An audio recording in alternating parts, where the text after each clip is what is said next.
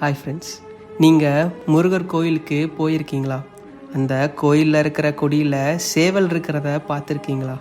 ஆனால் உண்மையை சொல்லப்போனால் அந்த சேவல் ஒரு அரக்கன்னு தெரியுமா?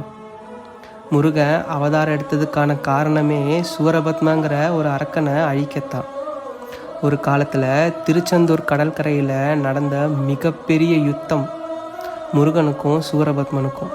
அதில் சூரபத்மனை முருகர் வெல்றாரு.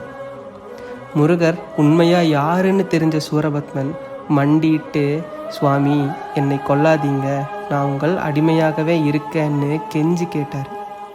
சூரபத்ம மனம் மாறுறதை பார்த்த முருகன் சூரபத்மனை 2 பாகமாக பிரித்து ஒரு பாகத்தை சேவலாகவும் இன்னொரு பாகத்தை மயிலாகவும் மாற்றுறாரு.